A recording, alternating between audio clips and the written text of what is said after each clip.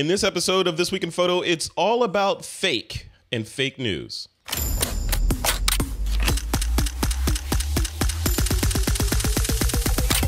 This is TWiP.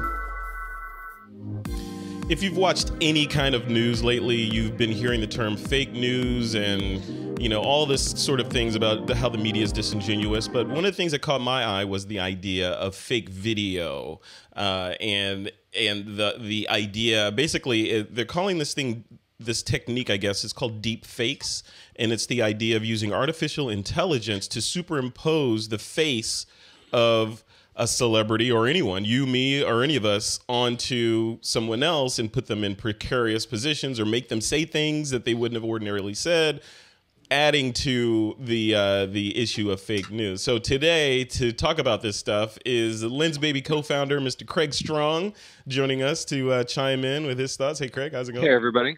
All right, man. And also Uncle Doug Kaye. Uncle Doug's here to chime in. Doug, I know you always have an opinion or two about this stuff, right? No, but this isn't actually me. This is Frederick's head on my body using fake video. Yeah, superimpose. You know, yeah. Soon we'll be able to do that. I'll just be able to write out TWiP. I'm not really here. Yeah, you're not really here. So before we dive into the topic du jour, there's a couple things I want to talk about beyond the deep fakes and fake news stuff. But I want to find out what's going on with you guys. Craig, what's been going on in your world? What's new with you? Oh, so let's see. It's almost summertime here in Oregon, and you can see some sunshine coming in. Yeah, LensBaby's brought out some new stuff lately. We brought out the Burnside 35, and it's a little 2-aperture lens, so it's got 2 different irises, which is kind of cool. That took a lot of my time, but these things are in development for usually about a year and a half. So I'm on to the next thing, which I can't tell you about. Oh yeah, I'll get it out of you, man. You know how I am. No, you got it. That's all I got. So welcome to the show, man. It's good to have you. Thanks. All right, and also Doug, what do you got? What do you have going on? Let me guess, you just back from somewhere, or you're about to go somewhere, right? Yeah, sort of both. I spent a week in Hong Kong doing nothing but taking pictures, and I promised you I'd show this off. Picked up a beautiful Hasselblad 500 cm and 3 lenses, and here we go. Oh, that sound! Maybe the best sound in all of photography. I get a shot. A Hasselblad bouncing mirror. Love it. Scary. And you're shooting film. So, you know, whenever, you don't have to bring this up. Whenever you tell us that you're shooting film, I always ask, well, before I would ask you, okay, what do you do after you shoot it? And you used to say that, oh yeah, I send it off, I get it scanned, and I get my digital files. I get digital files. Now you're actually processing. So you're processing medium format at home now? And large format. I'm doing 4x5 with my speed graphics too. What? Wow. Why are you putting yourself through that, Doug? Is this old? Is this old film stock, or is this new? Well, today I shot a new roll of HP5 Plus in the Hasselblad, but I do have some old stuff that I bought out of date film. I had to buy a second refrigerator because my wife got tired of me filling up hers.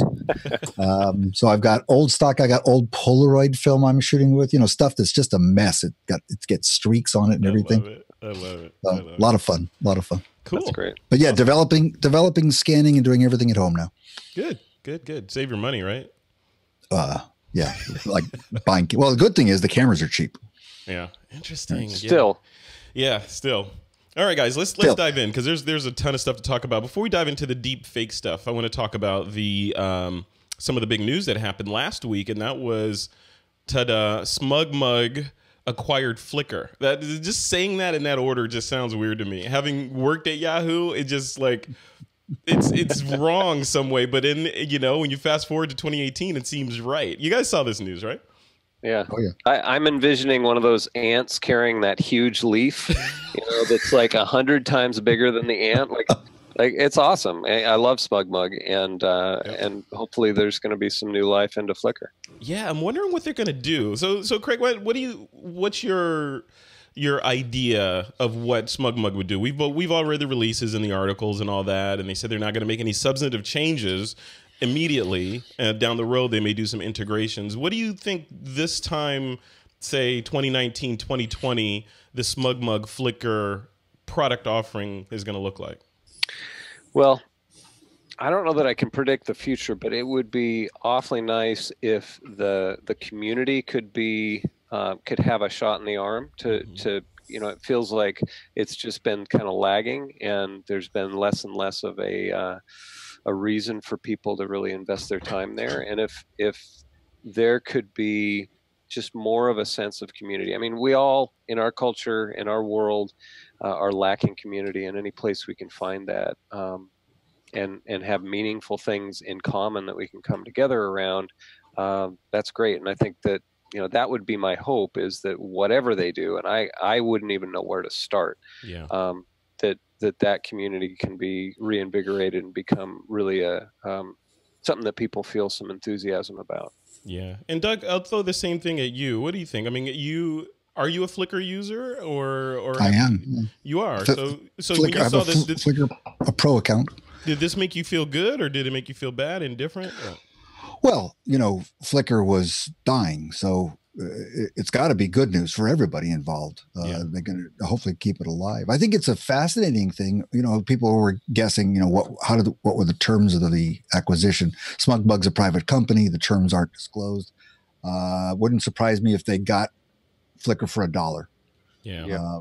Verizon, who owns Flickr now, owns Yahoo and Flickr, is trying to unload this stuff. They're trying to get out of everything. So it's going to be very interesting. Does SmugMug have any community? I don't think of SmugMug as community. I think it is a place where I host my portfolio and I deal with my clients. Is that the same? I think the fact that you have to ask that question is the answer, right? Because if they had a vibrant community, you would already know about it. Yeah, I mean, they have community, they have fans, but it's not a social media network place. Flickr was that, and it still is to some extent. I think Thomas Hawk did a great editorial sort of about it. I think it's terrific. It means that the community may be revived. Because certainly the guys at SmugMug, they're awesome people. I love them all. So they're going to probably do a good job there. Yeah. The big challenge is going to keep their costs down, because I assume they also acquired the expenses of a staff. So they've got income from people like me who pay for pro accounts. They've got a staff, so they've got expenses. Does that break even yet? Who knows? But SmugMug as a private company is not going to have a lot of cash. So they're going to have to be real careful with making sure that they keep that in business. But the big thing is, what are they getting in terms of logins and accounts? Because I think I now use my Yahoo ID for my Flickr account. Isn't that right? Isn't that what we use? Yeah. Right. So does that mean that suddenly SmugMug has all of our Yahoo logins and authentication? Do they have access to all the Flickr users and all the Yahoo users? Right. Yeah. Well, they said they weren't doing anything immediately in terms of integrating the databases, but that is a good question, right? Well, they're not integrating them, but they own one of them. They own them. Yeah. So, integration is extremely difficult. I've done that in previous lifetimes. That's a very hard thing to do. But in the meantime, they have millions and millions of Flickr users. Yeah. Yeah. So, Doug, what would you like to see happen? I mean, is it just community? You just want to see? I'd like to see everybody get along. All right, Rodney. Ladies and gentlemen, it's Rodney Kaye. Yeah. No, I think it's just Doug's head on Rodney King's body. I think, I'd love to see the thing fully integrated. I'd love to see the kind of social aspect of Flickr, of sharing and community and discussions around specialties like street photography or black and white or film or something like that. All mixed in with my ability to have more portfolios there. I'd like to be able to go into my portfolio site on SmugMug, tag an image, and have it show up on my Flickr stream, and vice versa. I've got a question for you, Doug. You talked about the price that potentially this was purchased for $1, and I think of several acquisitions by big companies, and that took over a company and then just killed it, or sold it or gave it away to somebody else so they wouldn't be responsible for killing it.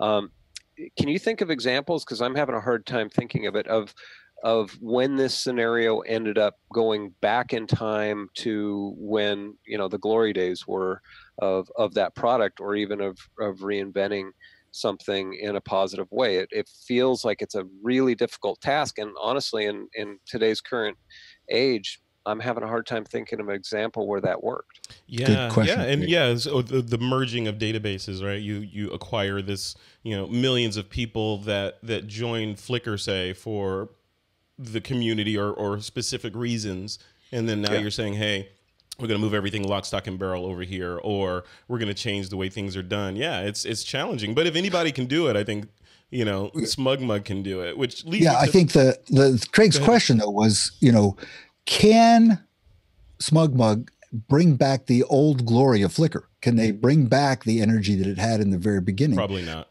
Or even should they? Mm-hmm. Yeah. The guy, I wanted to say something. I know the guys at SmugMug early on. SmugMug was, I think, the very first large-scale user of Amazon Web Services. I know this because I did a presentation for Amazon at an Amazon meeting with McCaskill's. And a project that I worked on was one of the second big users of Amazon Web Services. They beat us to it. They are technically extremely good over there. Really, really good people. And they have a reputation at risk here among the photographer community. Flickr's reputation is shot, so that's not the issue. Right. So I think, I don't know, Craig, if they're going to bring it back. But again, my question is, should they, or should they do something completely different? I don't know. It's a really good question. The landscape is different though, Doug, right? I can't think of an example. Back to your question, Craig. I can't think of an example of anybody who's successfully integrated a company that was failing and brought it back to its original state. Right, because it's the time machine. Because you look at when Flickr was in its heyday and it owned, it was synonymous with photo sharing, there weren't that many large players out there, right? And now we have SmugMug, you got Google Photos, you got Apple vying for your images, you've got, format.com, you've got all these different entities out there that are saying, hey, come put your images on us, and they're all really good. So there's choices now, whereas when Flickr was grown, it was kind of, it moved into the neighborhood before anybody got there. So it's, to the question of can they bring Flickr back to its earlier greatness, I would argue no. And like you said, Doug, I don't know if you'd want to go back then. Maybe it's time for something completely different and new and fresh. So I don't know. But the other piece of this is like other companies like 500px, right? So 500px came on strong and then got acquired by some Chinese entity, and things change over there somewhat, right? Yeah. So the uber question for this part of the conversation is what's up with the photo sharing industry, right? Is the Flickr SmugMug entity now the 500-pound gorilla that everyone is swimming to catch, or is the idea of putting all your eggs in a particular basket with a username and password with someone like a SmugMug or Flickr, are those days over and we're going to do something completely different? Craig, what do you think? I try not to predict the future, but predict it, man. Come on, this is podcasting.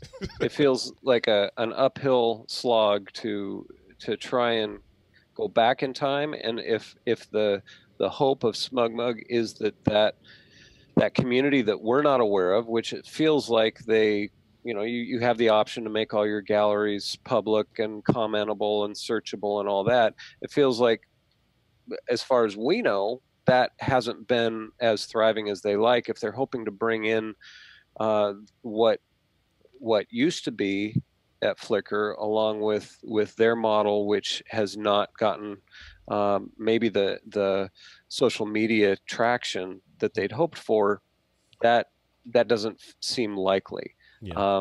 If it's a goodwill gesture to say, hey, we were able to buy this, if we keep this going, we're doing a service to the community, I think that's great.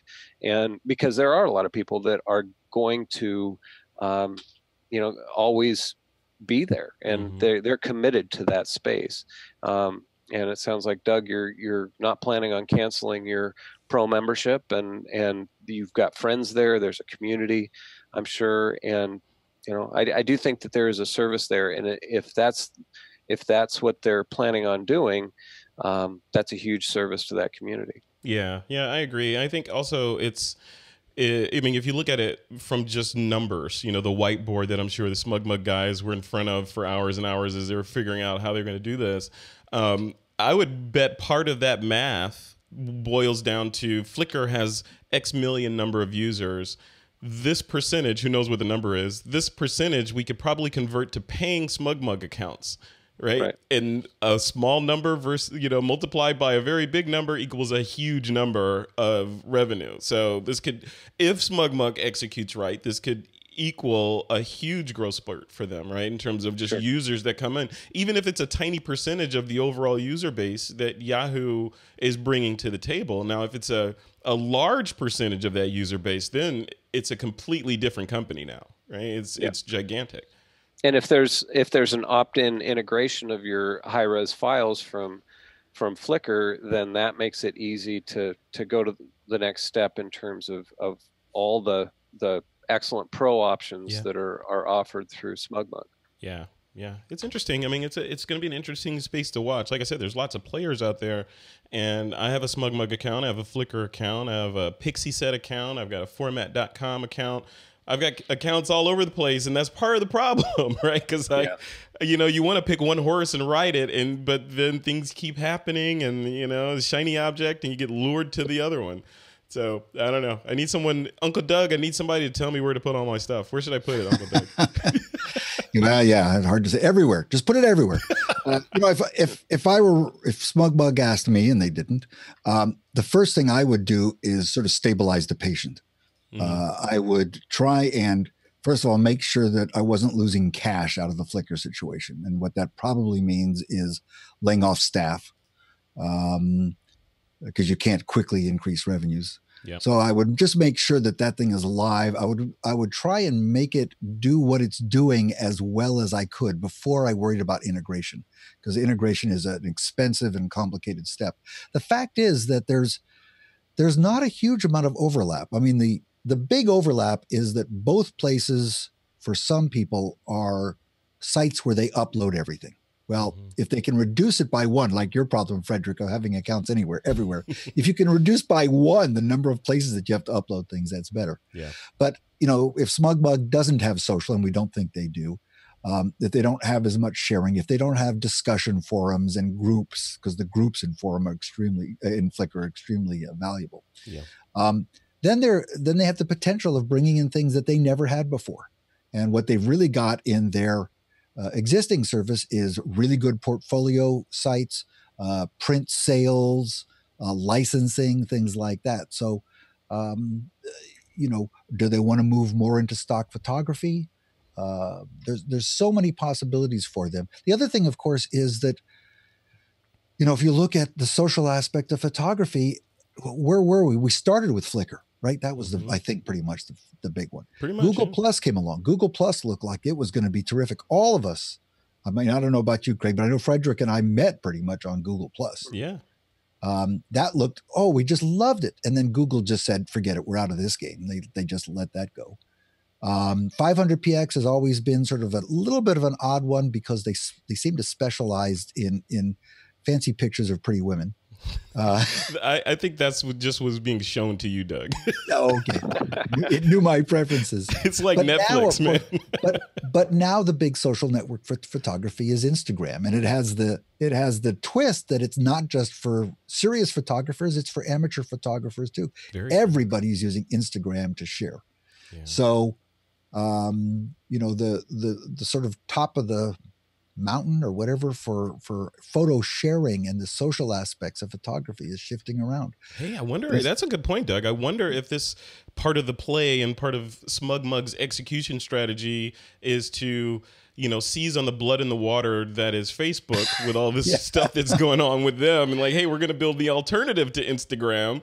We're going to synthesize something from SmugMug and Flickr, put it together and make a new kind of Instagram that has everything that you wanted in there. And it's private. Yeah, when Facebook has to pay $1 billion in fines for giving away all my friends' private information, thank you very much. And they will get some heavy fines out of this thing, I'm pretty sure.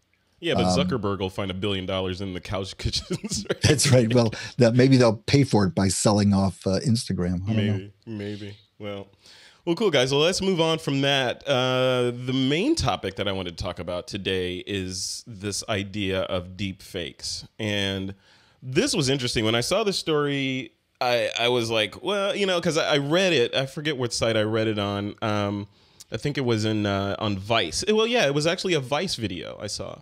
And they were basically explaining, yeah, they're using this AI-based technology in some cases and some really cheap software that's available to everyone that will do this face replacement stuff, a la, you know, like Snapchat and, you know, all these other type applications, but it does it realistically, very realistically. So it's hard to tell if you're not really looking that it's not actually the person. And part of the ways that this started getting noticed was in the pornography industry. So they were putting celebrity faces on porn stars and have the porn stars obviously do whatever they do, right?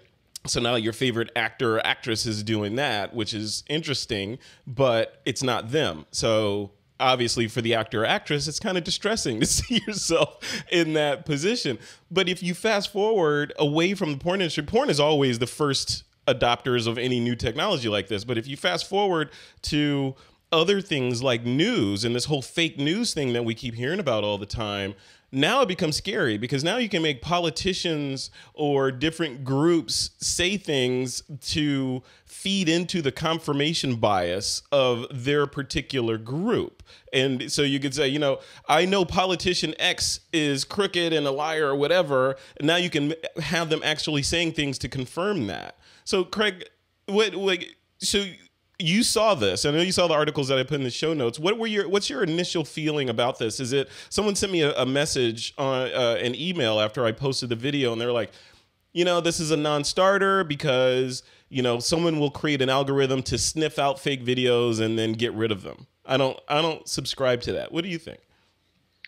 Yeah, I don't subscribe to that either. I think we're in for a wild ride, or continuation of this wild ride that we're on, as it comes to what's true and what's not. Yeah. And you know, ultimately, like it's coming down to the whole idea of interpersonal communication is you know, my experience and my feelings in the moment is all I can really own and count on. And because it feels like the bedrock of the things that we look to evaluate, to say, okay, this is what I think, and this is what I think is true about what's going on around me in the world, it's being shaken. So I think that there may be technology to debunk that, but is it too late? Because these things, the moment they're out, within minutes, the things that go viral are, you know, you can't pull them back. It's too late, right? Yeah. Yeah.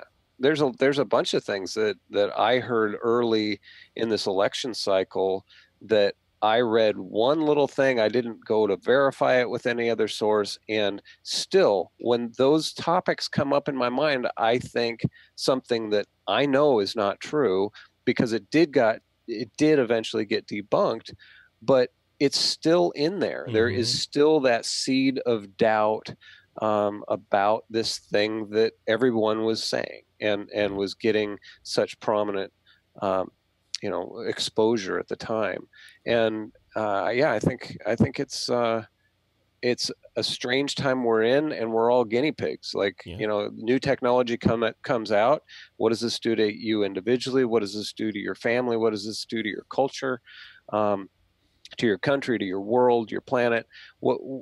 It's crazy. Scary. It's scary. Yeah. And like you're saying, you know, on the one hand, you say, you know, you read an article and it has some tidbit of information in there and you're like, it could be true or not, but it's in your head and you're walking around. And later that day you see a video, again, back to the confirmation bias thing, right? You see a fake video that confirms what you just read. And you're like, okay, of course it must be true. That raises it to a whole other level. Yeah. And I, you know, the result of that, and I think in one sense where I have hope is that I think a lot of people have been inoculated, just going, oh wow, I believe that, and it wasn't true. You know, as things get debunked, and then the question is, okay, what do we believe? You know, I don't even look at my Facebook feed or if I do, it's just, a few close friends. And if there's anything that diverges from my worldview, I'm like, or what I'm interested in, I'm like, I don't want to go down that path because I have no idea if it's leading me somewhere that's just complete hogwash. Yeah, yeah. Doug Kaye, what do you think? So from the top, when you see this technology, does it frighten you? Like, or are you thinking, well, you know what, this is just like any other technology, we'll learn to live with it? Like, I have my own opinions. I'm curious what you think. Well, from a technological point of view, it doesn't surprise me, certainly. But I think that, Craig nailed the issue here, which is, as a culture, as both individuals and the society as a whole, we're not prepared to cope with this. We're going to have some new paradigms, some new ways of dealing with stuff. I was just thinking while Craig was talking, the internet, not the internet, but the web is coming up on being about 25 years old, right? Mm-hmm. I'd say early 90s. And, we thought we had to deal with a lot of new things like, the quick speed with which we get information, the fact that information is available globally. This is stuff that wasn't available 30 years ago. So, right. People who aren't old enough aren't going to remember that. But I think that, and fake news, of course, there was always the potential of fake news. Even in print, there was fake news. But it's become amplified. It's a bit on steroids. Well, now that you've got something like this, where the results are so convincing, it can be so believable that we really don't have a way to use the content itself to determine the authenticity. All right. So authenticity has to come separate from the content. Mm-hmm. We're going to have to develop new ways of dealing with it. And my guess is that it doesn't get taken seriously until it affects individuals. Mm-hmm. I mean, I think that when something I do is fake, identity theft is an example of things that people don't take seriously until it happens to them, mm-hmm. Or they may worry about it. But I think we're going to have to go through a phase of figuring out how to deal with this, because the solutions to fake news and fake, what are we calling this? Deep fake. Yeah, deep fakes. They're not out there yet. They're not out there. And we're going to have to realize we need solutions to that, because otherwise, what can we trust?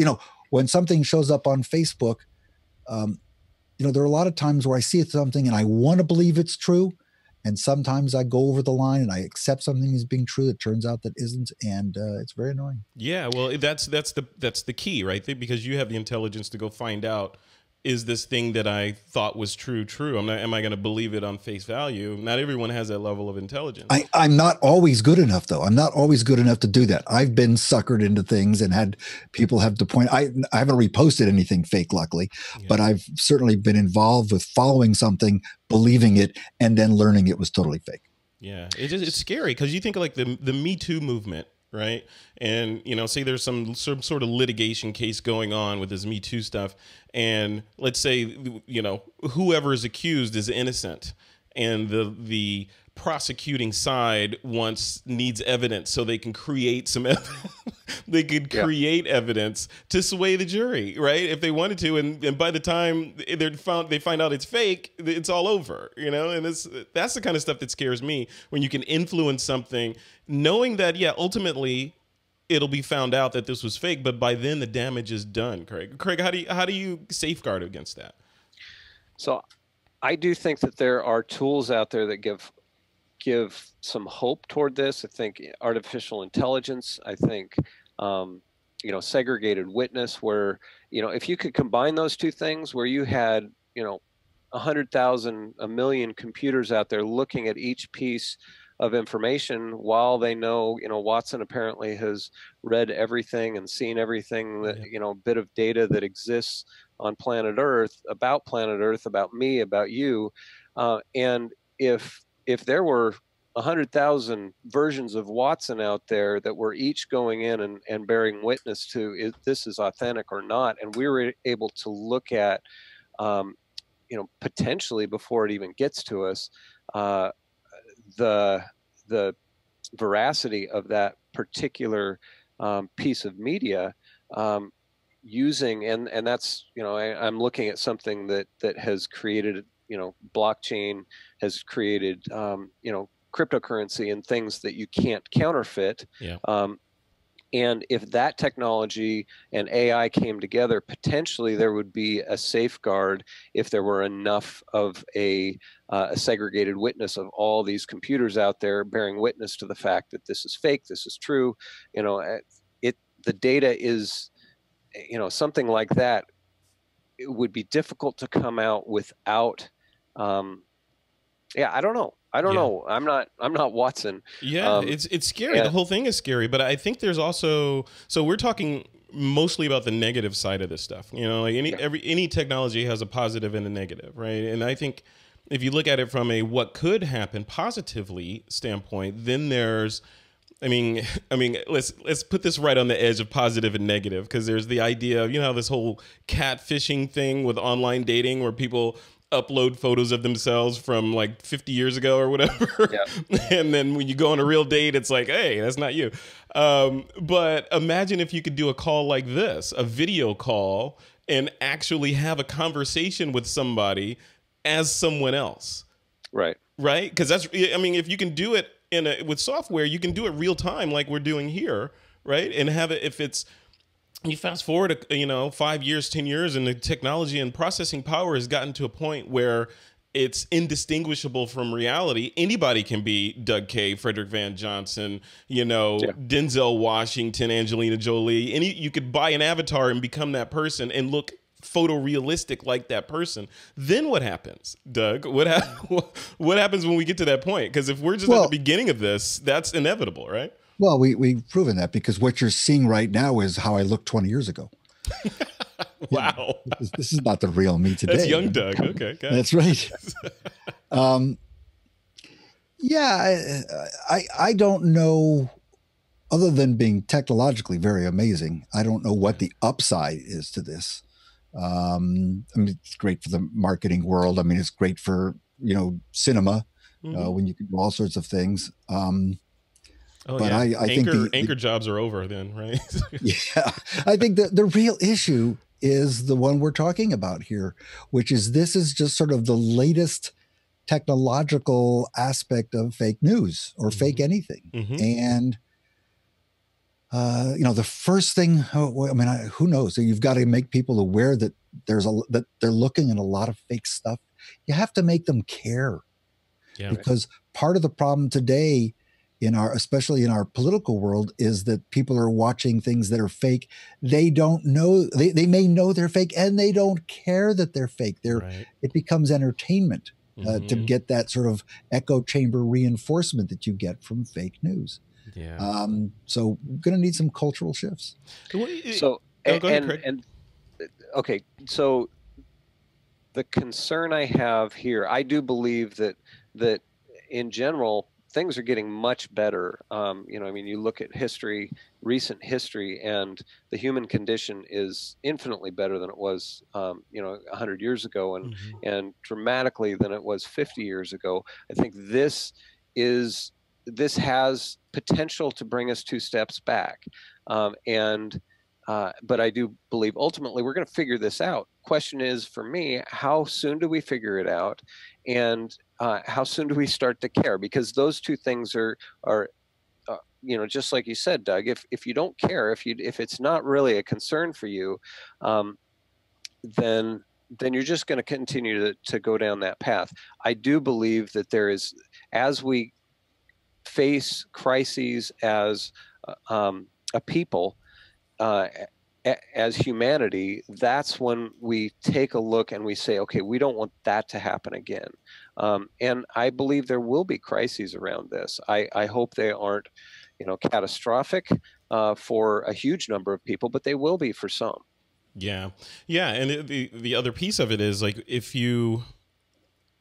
everything has a backlash, it feels like, you know, so what's the backlash from this? Is it, you know, you can't trust anything, or you're not sure what you can trust, so you might as well not trust anything online, and maybe that'll trigger a backlash into reality. People will start actually interacting in the real world with each other. No, that's not going to happen. It's blasphemy. I don't know. Somebody in the YouTube chat named WorkPick said reality TV was the beginning of the end in some ways, and that happens to be true, by the way. And what created reality TV was the Hollywood writers' strike. So let's blame the writers' strike for all of it. Yeah. But yeah, we've said it. I think it's two things are going to have to happen. One is people are going to have to care. That's only going to happen really when it starts to affect them individually. And then we're going to, whether the solutions are purely social or behavioral, or whether the solutions come with some technology, I don't know the answer to that. Yeah. No. Well, I mean, a lot of it's going to, as we see this technology advance and mature, a lot of it's going to play to the vanity of people, right? So as you get older, if somebody gave you the proposition, if you live most of your life online and most of the people you know are online, and you have the ability to look like you looked when you graduated high school, even though, you know, you're 75 years old, wouldn't you take that opportunity? I mean, it's almost like someone offering you the fountain of youth. You could say, hey, you could be young forever. No one will ever know. You're never going to meet any of these people. You're going to look completely photorealistic when you see them in Skype or on Zoom or on Google Plus Hangouts or whatever. It's all going to look fine. It's still going to be you, just an earlier version of you. Is that disingenuous? I wouldn't do that. No. You wouldn't do it? Not at all. Why not? I'd much rather have a realistic interaction with people. I don't. All right, Doug. I'm old. So what if all your high school friends looked like your high school friends looked in high school? Would you do it then?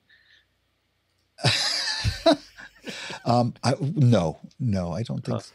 I don't. How about you? It's tough, right? It's a tough question. That'd be fun. Oh, it'd be fun, and you might do it for something whimsical. But right. Would you really want to establish a persona that was fake, that was a 20-year younger you out there? Yeah. I don't know. I mean, it just goes, it's a rat hole because it goes deeper and deeper. It's like, okay, that's fun stuff, relatively speaking, but what if more and more job interviews are being conducted online, right? So now you could be somebody completely different, a different version of you, or someone completely different, or someone tailor-made for the position that you want to secure, and then you secure it, especially if it's an online job. You're just like, oh, I need to make sure I'm running Avatar 12B when I meet with, you know, my boss. Right? I mean, that all this stuff is possible. Somebody mentioned, who's it, WorkPix in the chat mentioned Ready Player One, that movie. Right? It's kind of like a virtual world, even though they were completely immersed. We're just talking about taking the pixels from the frame that you're looking at and editing them. Right. So, I don't know. It's scary. I don't know. I don't know where I fall on it. I like new technologies. I'd like to see where it goes, but I can also see the danger of it, especially considering how the news cycles run these days, and how, like you were saying, Craig, you can't really trust anything, right? So it's scary. It's scary. Okay. I'm happy to watch. I'm happy to stick with things like bad lip reading. Yeah, good luck with that. All right, guys. So I want to remind the chat room that we are watching the chat, guys. And Christopher Berry, our illustrious social media maven guru guy, is in there holding it down, and he's collating all the questions that you guys ask so that I can get to them when we get to that segment, which is coming up right after this Pick of the Week segment, which brings me to the Pick of the Week. So, Mr. Strong, what is your Pick of the Week? My pick of the week is the TWiP PRO Flapjack Studio Bicolor LED Award-winning Studio Edge light. It's call their marketing department. Right. So it's an 18-inch round dual color LED. So you're able to shift from blue to warm, and it's incredibly bright and no flicker. It's just a great replacement for a small softbox and great for video. Yeah, it's a lovely light, super compact, super thin, works on battery. You plug it in. I love them. And it's LED, so it's going to last forever. And that's a TWiP PRO. And of course, I will link to all of our picks in the both the show notes on thisweekinphoto.com and also in the description in the Google or in the YouTube video. Yep. But yeah. Photodiox makes pretty amazing products, and they make a lot of them. So wading through and finding exactly what's right for you is can be a challenge. But I've been privileged to be able to use a bunch of them, and that one is by far my favorite photo industry lighting product that I've seen in at least this year. So, Craig, have you moved to primarily shooting with strobe or with LEDs, or are you still have strobes in your workflow? Well, a lot of what we're doing here is video related, and so you know, strobes are kind of difficult to shoot with video unless I guess you're 2 frames a second. Yeah. But yeah, it's a much bigger part of the work that we're doing, and most of my work is done shooting in available light, but when I need light, more and more it's with LEDs. Very cool. Awesome. Yeah, I shoot with available light too. You know the old joke, right? Any light that's available. So. Yeah. Doug Kaye, what about you, man? What's your pick of the week? Gee, if I'd known Craig was on, I could have picked out my favorite LensBaby as my pick of the week, but I didn't prepare that. But I could have. Yeah.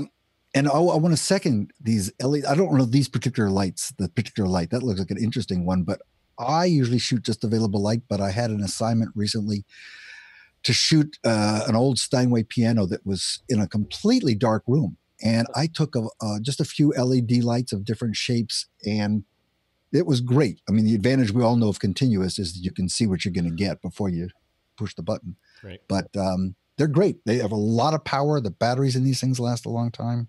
I don't know, Craig, is that one mains powered or battery powered or both? Both. Oh, yeah, great. There's two batteries that snap on the back, and yeah, it goes full power with the batteries for a long time. But what I like about it best is there's no individual bulbs that you have to diffuse. The diffusion's done for you, and so it's just this beautiful panel light, as if you're working with a softbox right off the bat. And it's 18 inches? 18 inches, yeah. Looks really nice. Anyway, my pick, maybe you've had it on TWiP recently, I don't know, but this is the Peak Design, what do they call it? The Capture Camera Clip version 2. So what is this thing? This goes onto a strap, and it's hard to tell from this. If you go to the website, you'll find it. It's in the show notes. Will be in the show notes. It's a little clip that you put a little small Arca-Swiss plate on your camera, and you can literally just drop it in here and it locks in place. So imagine this is over your shoulder, and you just put your camera in here and it just sits right here, and then it has a little push button to release. You can lock the push button so it doesn't come out accidentally. There have been a lot of these gadgets. I'm not one who wears a big harness with holsters and all that, but I might go out, for example, let's see, I might be out on the street with my little Sony RX100 in addition to a larger camera, and I might just take and just hook that right in there. And if I want to use it, I just unhook it, take a picture. It's only $70, and it includes one of their little Arca-Swiss plates. You can't use any Arca-Swiss plate. You have to use theirs. But the plate is a real Arca-Swiss compatible plate. So if you're out using a tripod, which I did in Hong Kong, for example, just pop this out, put this camera on the tripod, and ready to go. So cool. Really nice little gadget. So that's a version. It says version 3. What's the differences between that one and the earlier versions? It's better by 1 or 2. so that incremental. It looks like your mount on your strap is about as big as your camera there, Doug. It is almost. The mount is small, but compared to this little guy, yes. The mount on the camera looks nice and small, but I imagine it could take a nice beefy camera on there as well. Well, I could probably put my Hasselblad on there like this. Oh, hello. Right, there we go.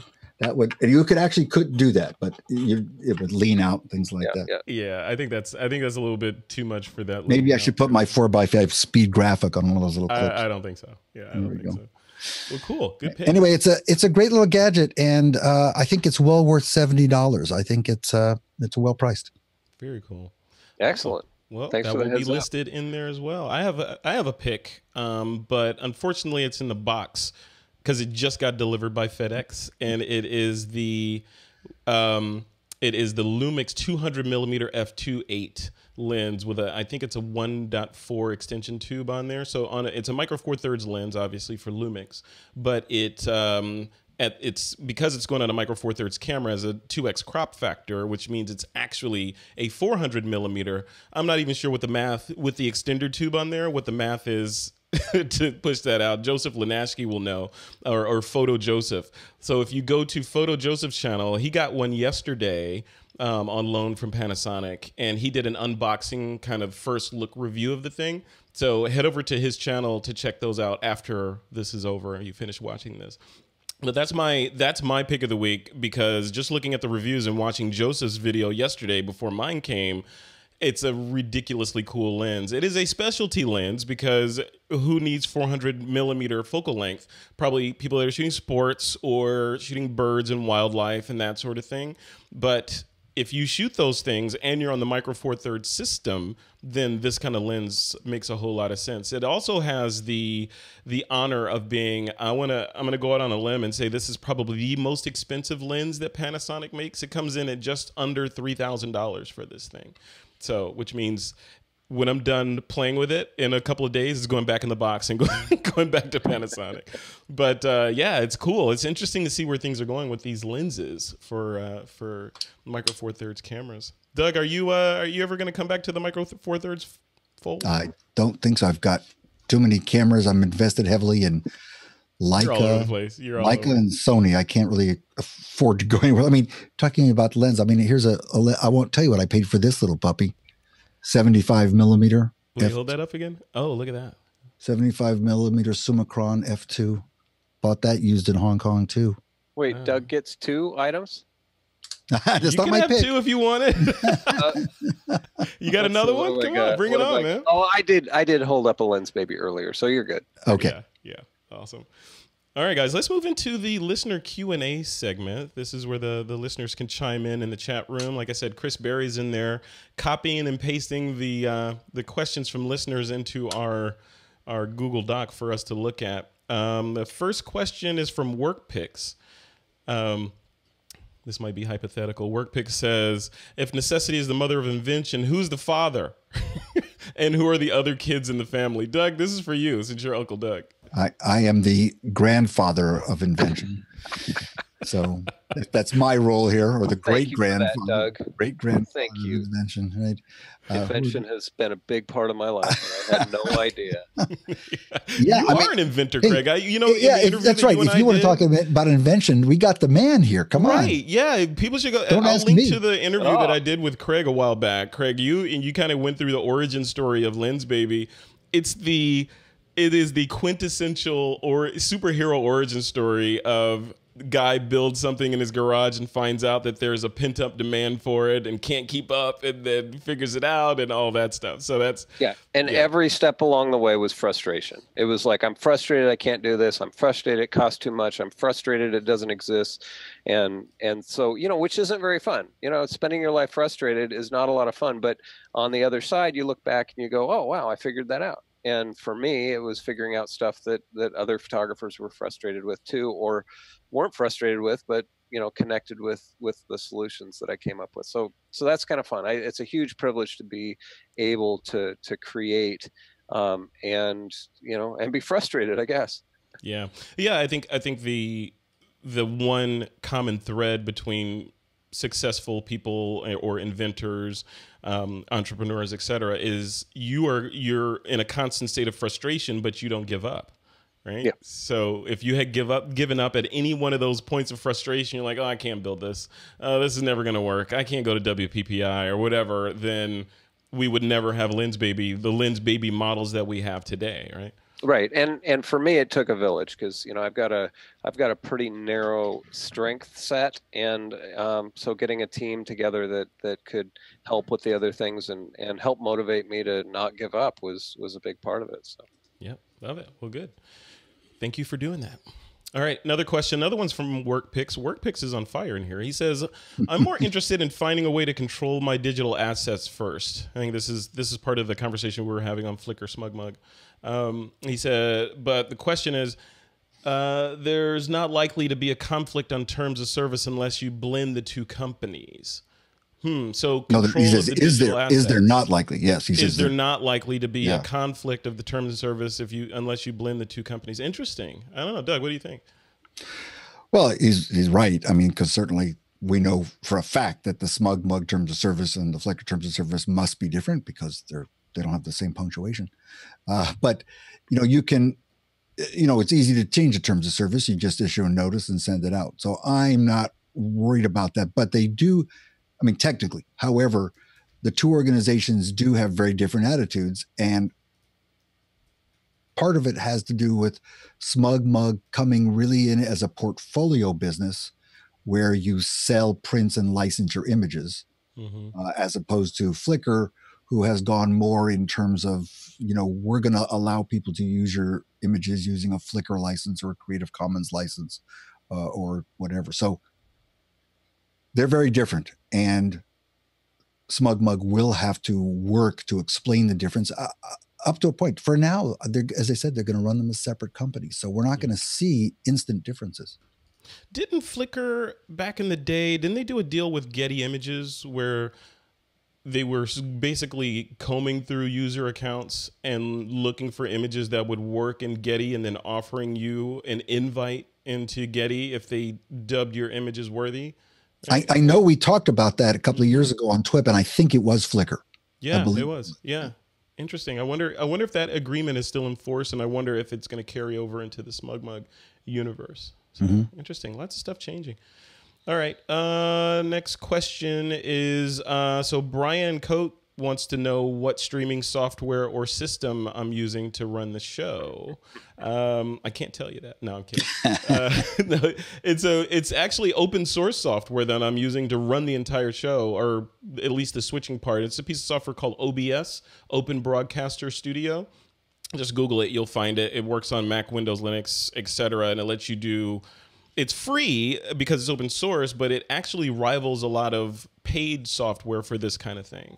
It's the software essentially that gamers use when they're live streaming their games and doing all that kind of stuff. I'm just using it for a more, let's say, pedestrian use. So yeah, definitely check that out. Here's another one from WorkPix. He says, this is for you, Craig. He says, what's next or new in the LensBaby world? Any more fisheyes up and coming? Fisheyes. I love fisheyes too. Maybe. I love that pregnant pause. It's always a possibility. It's really well done, Greg. Yeah, he's always frustrated, ladies and gentlemen. Yeah, we've actually got. We were just looking at the roadmap out to 2020, and I can't tell you any of it. So, but it's exciting. I'm happy about the range of products that we're able to bring out, not only addressing the historical, the community that has rallied around the optic swap system and our special effects lenses to date, but I think we've got some things that will bring us to new audiences. So I'm excited to get those out there, and I think maybe August 7th might be just as a little teaser. I may hear from marketing in the morning about that, but sometime in the next several months, there should be one that we're all pretty excited about. Very cool. Well, that's good. Well, give us one of the questions I asked you, Craig, during the interview, the one-on-one interview we did, was how you came up with the company name, LensBaby. For the people that are watching this, LensBaby is one of the well-known companies in the photography industry. Shed some light on where LensBaby came from. So I'd been showing these lenses, these creations that were hacked together to my friends, and they all wanted one. And then I started teaching workshops with Kevin Kubota and taught 3 workshops, and nearly everyone wanted one there. And this was over the course of about 6 or 8 months. 60 or so, maybe 80 people in those workshops were excited. So I came home from that last workshop and told my wife, I said, we gotta have a name for this thing. And she said, well, describe it. My wife's a copywriter, or was doing copywriting at the time. And she, I said, she said, how's it different than other lenses? I said, it's small, it's kind of cute, it's kind of, does crazy things. And I said, I want to say baby lens, but that takes me to Caddyshack, or to Baby Ruth, and then Caddyshack and Bill Murray in the pool. And, and she's just sitting there going, okay, shut up, I've got the name. And I stopped talking, and she said LensBaby, and it was just like, boom, that's it. And it's a crazy name. We've had people come and say, we'll help you with your company, but only if you change the name. But it has gotten recognition. And my kids always ask, why was a certain company or a certain product called a certain thing? I said, well, they had to call it something. And we had to call it something. And it was that something that really resonated with where I was at the time, and where Sherry was at the time. And ultimately my business partner came on, and we've, I don't know. I'm rambling now, but no, it works. I can't imagine the company being named anything else. Right. So there we go. It works. I mean, it's kind of like, I'm sure Steve Jobs, when he and Steve Wozniak named the company Apple, people are like, Apple? I know, why? Right? Or Google. Why would you name it Google? Or Adobe? Why Adobe? And now they're household names, right? Yep. So yeah, we're not quite there yet, but we're working on it. Yeah, my friend, I have a friend, Troy Miller. He's on the show from time to time, and he's struggling with naming a entity right now. So we had a very similar conversation about pick whatever you want, man, because if it's successful, it'll become a household name. Yeah, I think Craig got lucky with having his wife give him that advice, because years ago I was developing a product. We had 2 versions. And somebody came in to design the packaging and asked what the difference was. And we said, well, this one's faster, that one's slower. The packaging for the slower one had a cover of elephants.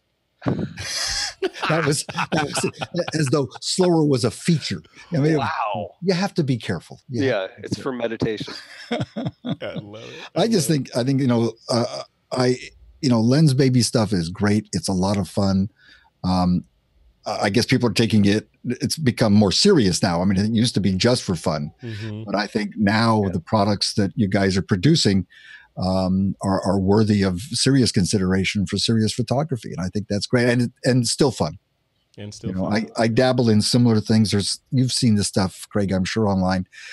People who take old Russian lenses and do strange things to them. So I bought some of these old Russian lenses and took the front elements out and reversed them. Sure. Oh, geez. Great stuff. You can probably get swirl or chromatic aberrations, or all of the above, spherical aberrations. It's great. Yeah.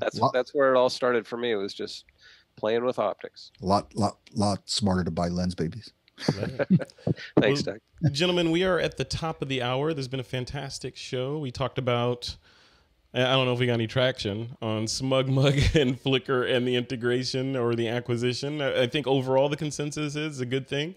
Otherwise, Flickr was dying or close to death on the vine, and SmugMug is thriving and kind of brought them into the fold. So hopefully the two together can make something larger and more important than the individual entities, right? So, and then the other thing we talked about was deep fake and fake news, and the scary proposition of AI or software generated reality video, especially real time, because I could do a virtual TWiP, right? Or I could be, name your host. I could be Anderson Cooper on the show and just say, pop up in here and boom, hey, you're not. Yeah. Yeah, it's crazy. I mean, it's that my brain still spins on the possibilities of that kind of stuff. There's so much. It's gonna be a wild ride. It's gonna be a wild ride. Craig, where can people go to see more of the stuff that you're working on? Obviously, LensBaby.com to see the product line and all that stuff. But what about some of the personal stuff? Oh, personal stuff. Most of the personal stuff is shot with LensBaby prototypes, and so I don't get to share it.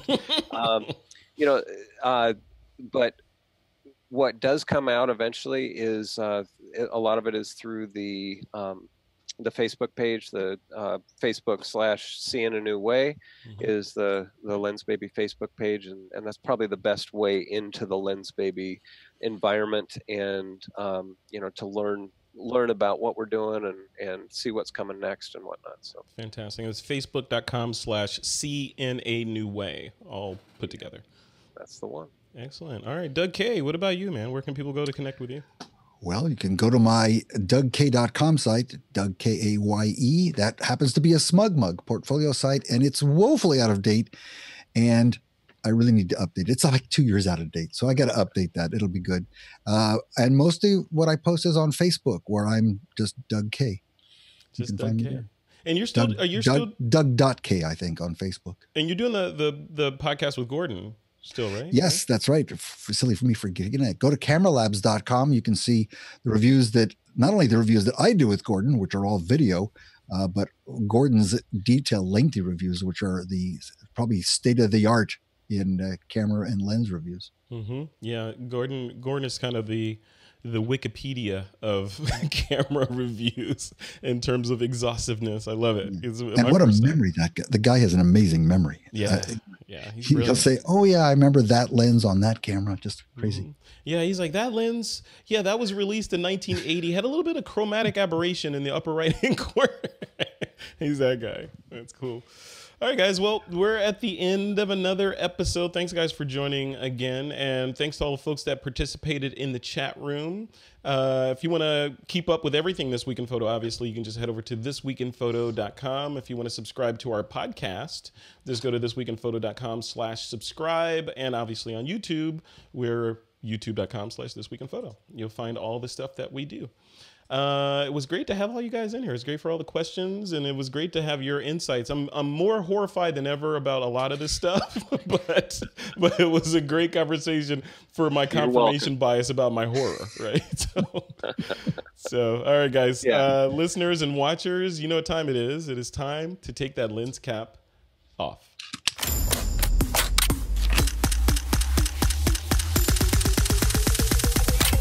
This is TWiP.